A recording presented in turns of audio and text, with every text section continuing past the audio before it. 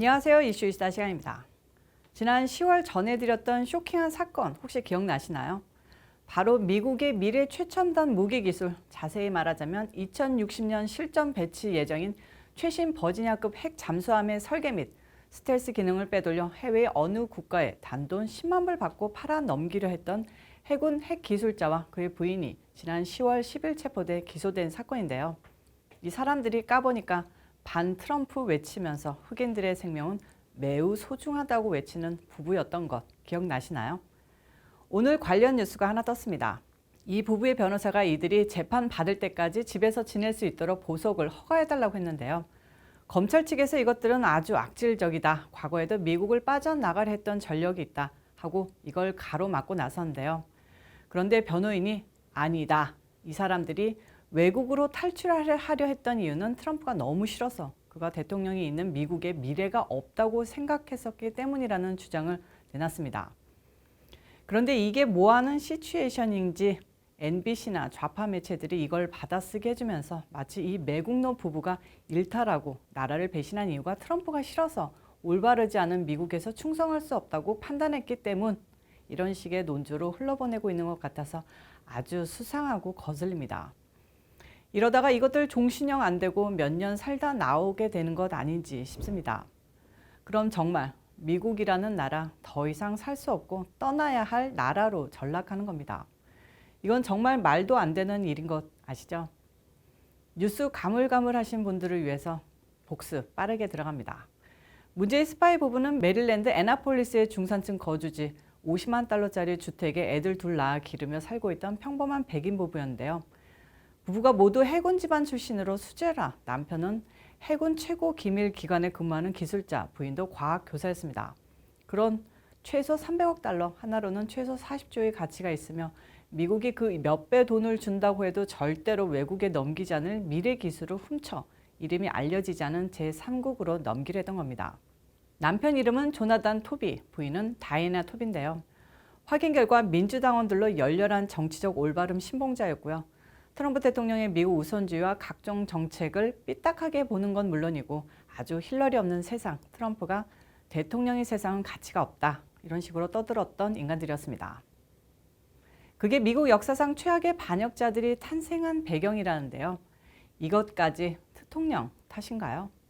연방법무부 발표에 따르면 애나폴리스에 거주하는 이들 부부는 지난 2020년 4월 해외 국가의 모처로 핵무기 설계와 제조 및 생산 등의 1급 기밀 자료가 담긴 SD카드를 피츠버그 발신 소포로 보내면서 범행을 시작합니다. 조나단 토비는 42살로 해군 기술 연구소에 근무하면서 스텔스 기능 등 최첨단 미래 기술을 모두 들여다볼 수 있는 최고 기밀 클리런스, 그러니까 최고 기밀 접근 허가증을 갖고 있었는데 하루 이틀에 한 페이지씩 천천히 공들여 몇 년에 걸쳐 설계 도면이며 핵심 기술 디테일들을 빼돌렸다고 합니다. 그리고 이 자료를 해외 국가 모 기관에 보내면서 내가 보내는 정보는 당신 국가에 무궁무진한 가치가 있을 것이다. 이를 당신 나라의 군사정보 담당자에게 보여주길 바란다. 내가 보내는 것은 절대 허위 정보가 아니다. 라는 편지도 함께 보냈었죠.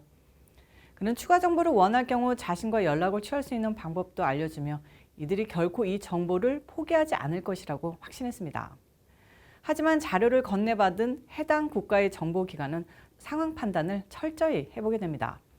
이걸 그냥 넘겨받아 단돈 10만 불에? 아니지, 이거 받아봤자 개발하면 우방인 미국에서 이 기술 어디서 났어 하고 물고 늘어질 거고 결국에는 우리가 덤탱이 쓰고 우리나라만 미국에 탈탈 털리고 들볶이는 것 아니야? 이런 판단이 스치자 에라 모르겠다. 그냥 미국에 신고하고 우리가 너희한테 선심 쓴다 하고 나중에 한 건 도움받는 게 낫겠다 하고 결정한 거죠. 토비 부부만 완전 세된 건데요. 차라리 그 기술을 중국이나 러시아한테 팔았다면 뒤탈이 없었을 텐데 이런 걸 말 그대로 불행 중 다행이라 해야 한 건가요? 그래서 미국의 네티즌 수사대가 이들이 자료를 넘기려던 제3국이 어디자를 놓고서 분석하고 난린데요. 제일 유력한 국가가 프랑스인데 이건 FBI가 공식적으로 프랑스는 아니다라고 해서 아닌 것 같고 일본이나 독일, 한국도 네티즌들의 용의선상에 있습니다. 하지만 한국에 넘겼다면 바로 기술받아서 일본 해군 뛰어넘으려 했을 게 분명하다는 게 군사 전문 널드들의 의견인데요. 언젠가 진실이 알려지겠죠. 아무튼 FBI는 신고를 받고 사상 최악의 스파이 부부를 수사하기 시작합니다. 그런데 수사를 시작하니까 이 스파이라는 것들이 너무나도 아마추어인 거였죠. 일단 FBI는 위장요원을 투입해 조나단 토비와 거래를 시작합니다. 그리고 그들이 지난 6월 8일 가상화폐로 1만 달러, 단돈 10,000달러, 1,000만 원 계약금을 지불합니다. 이 부부는 10,000달러를 받고 입이 아주 찢어졌는데요. 가상화폐를 받자 이들 부부는 나머지 잔금을 받기 위해 2060년 진수하는 최신 버지니아급 핵 잠수함의 모든 핵심 기술이 담겨있는 SD카드를 넘길 방법을 생각해냅니다. 그래서 생각해낸 게 자료가 담긴 SD카드를 비닐랩에 씌워 반창고로 밀봉하고 땅콩잼을 덕지덕지 붙여 피넛버터 샌드위치로 만들었죠. 그리고 애나폴리스에서 차로 4시간, 제가 사는 2시간 거리의 웨스트 버지니아 한적한 하이킹 코스 한 곳에서 샌드위치가 담긴 종이백을 흘려놓고 그쪽이 가져가는 방법으로 전달하기로 합니다. 카드를 전달받은 그들이 2만 달러를 추가로 지불하고 SD카드를 열 수 있는 암호를 전달받았습니다. 돈을 받자 이들 부부는 아주 신나서 암호화된 이메일로 언젠가 한번 만날 카페에서 와인이라도 들면서 이번 일로 웃음꽃 피는 이야기를 나눠보길 바란다라고 FBI 위장요원에게 보냈고요. 처음에 약속한 10만 불어치 기밀 자료의 마지막 분량을 또 다른 SD카드에 담아 같은 방식으로 10월 9일에 또 웨스트버지니아에서 전달했는데 이날 마침내 이 부부는 체포됩니다. 엉성한 스파이극의 마지막 피날레였죠. 지난 방송에 전해드린 바대로 이들 부부는 모두 해군 집안 출신이라는 게 오늘날의 미국 30, 40대 소위 정치적 올바름, 좌파 사상에 물든 모자리 세대들의 문제점을 극명하게 알려줍니다. 남편인 조나단 토비는 아버지와 할아버지, 증조할아버지 모두 그러니까 4대째 해군에 복역하며 세계 1차 세계대전부터 각종 전장을 누빈 애국자 집안인데 그런 집안 증손이 미군 해군 역사를 송두리째 말아먹을 수도 있었던 반역자가 된 겁니다. 부인인 다이애나 토비도 해군 집안이었는데요. 할아버지가 세계 2차 대전에서 잠수함 요원으로 태평양을 누볐으며 아버지 역시 해군 출신입니다. 이번에 재판 자료로 FBI가 포착한 2020년 이들 부부가 나눴던 문자 대화 내용이 소개됐는데요. 제가 조금 실감나게 읽어드리도록 하겠습니다. 우리 떠나야 해. 어디에 뭐 하겠다는 거야? 어디든지 떠나서 다른 일이라도 하고 살아야 돼. 국제학교에서 일하던가 프랑스 마카롱 대통령은 과학자들 망명을 받아준대. 걱정 마. 이번 선거에서 바이든이 트럼프 개박살 낼 거야. 무조건 떠나야 한다니까. 힐러리가 트럼프를 처음부터 이겼어야 했어. 난 이제 포기 상태야.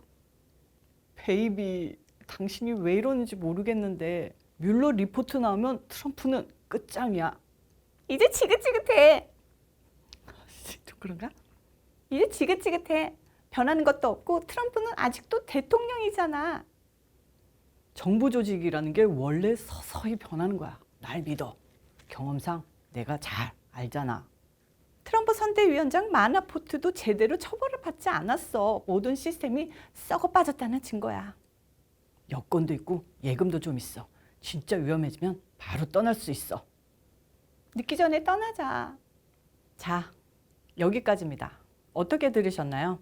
참 어이가 없는데요. 네, 아주 민주투사들 나섰습니다. 변호사는 이게 이들이 트럼프 하에 미국의 염증을 느껴 일탈을 꿈꿨다는 증거라는데요.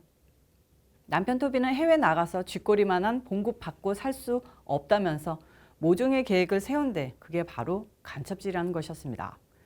여론 선동으로 좌파들 사이에서 이들 부부에 대한 동정론 일어난다면 우리 모두 들고 일어나야겠습니다. 다음 수다인데요. 오싹한 미국 교포 소식 하나 전해드립니다. 13살 어린애한테 칼을 휘둘렀다가 감방에 갇힌 한국 사람이 정신이 모자른 건지 죽이지 못한 소녀와 피해자 가족 등 14명을 살해해달라고 구치소 동료에게 의뢰했다가 평생 교도소에 썩게 됐습니다.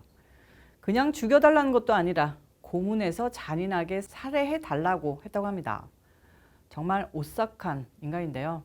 소식 좀 더 알아보면요.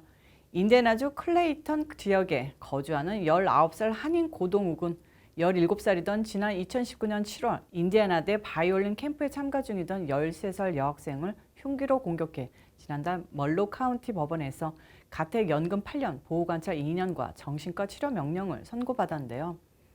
그에 대한 앙심을 품고 판결전에 머물게 되는 과거 구치소 동료에게 청부 살해 대상자 명단과 지도를 주고 이들에 대한 살인과 고문을 의뢰한 혐의로 기소됐다고 지역 매체 헤럴드타임스를 인용해 보도했습니다.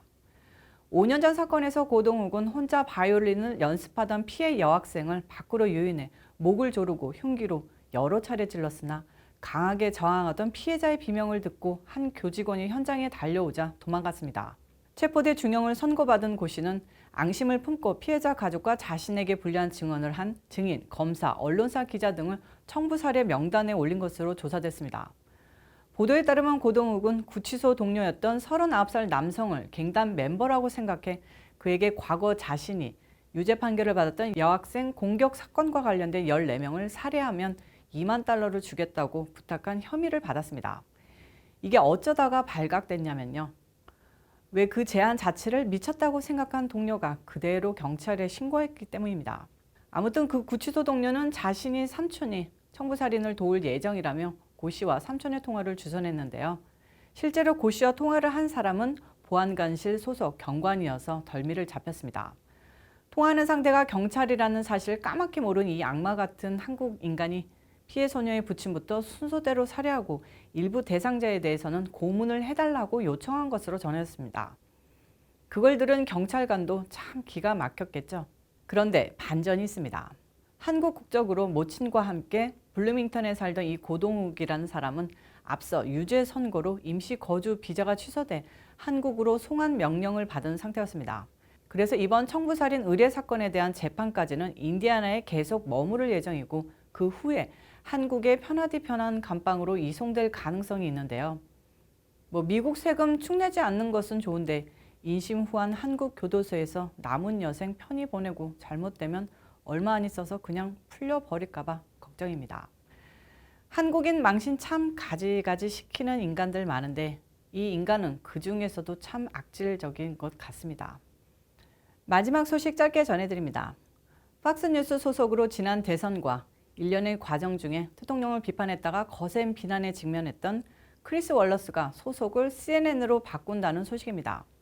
이제 74살인 월러스가 CNN으로 옮긴다는 보도에 많은 보수 우파들이 드디어 본색이 나타났군, 그럴 줄 알았다 하는 평가인데 차라리 잘 된 것 같습니다. CNN도 아니고 CNN 스트리밍 서비스인데요. 뭘 하건 이제 인기는 내리막일 것 같습니다. 오늘 이슈 이슈다는 여기까지입니다. 시청해주셔서 감사합니다. 오늘도 변함없이 좋아요와 구독 꾹꾹 눌러주시고요. 제가 아까 전에 올린 짧은 영상 때문에 남은 12월 동안에 영상을 안 올리나 오해하시는 분이 계신 것 같기도 한데요. 그렇지는 않고요. 다음 영상에서 또 찾아오도록 할 테니까 기대해 주시고요. 저는 또 다음 영상에서 찾아오도록 하겠습니다. 바이.